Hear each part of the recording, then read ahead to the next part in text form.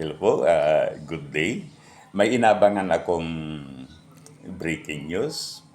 Dahil last week, sinasabi ng mga DDS na next week daw ay babalik na sa Pilipinas ang kanilang tatay na si Digong. Kaya bilang Pilipino, excited din tayo na makita siya dito, no? O kaya at long last, makakauwi na siya sa Pilipinas. Ngunit ito ang hanggang ngayon wala pa, no?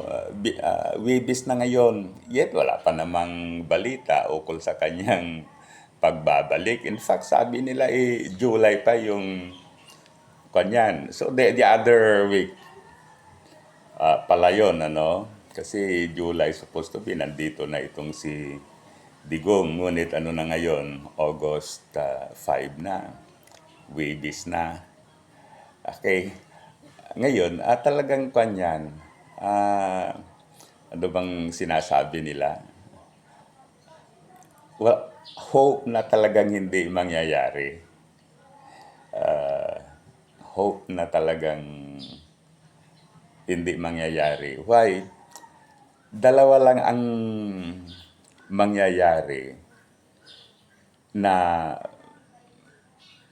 mabigyan siya ng permission na makabalik sa Pilipinas. Okay, ito yung opinion natin.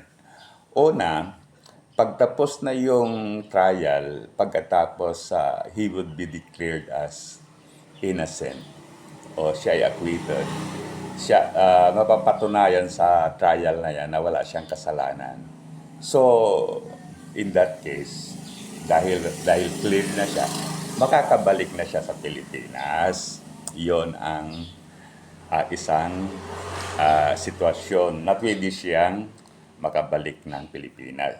Secondly, pag namatay na siya, siyempre, namatay na siya, hindi na matutuloy yung trial. So, automatic, ipapadala na lang yan dito sa Pilipinas. So, yun ang alam kong condition na pwede siyang ibalik sa Pilipinas.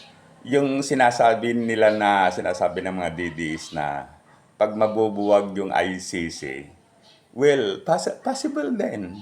Pag mabubuwag na yung ICC, so wala na ito.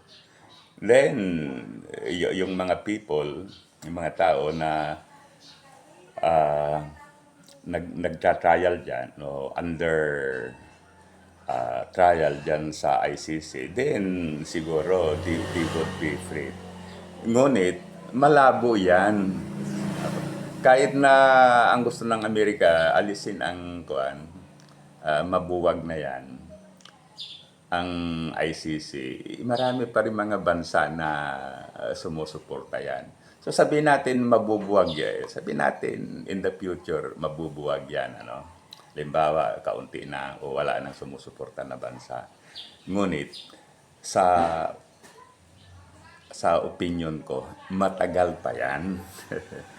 Maraming taon pa yan bago mangyayari yan. Hindi basta-basta mabubuwag yung International Criminal Court.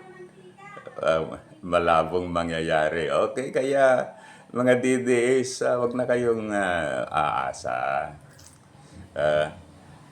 Wala. Ilang beses na yan na may pinangako na ganito, babalik na, and so on, i-release na. Yet hanggang ngayon, wala pa. No? So, yun na lang ang basehan ninyo. Matagal pa. Okay, so muli, thank you. Sana i-like at saka subscribe sa ating YouTube channel.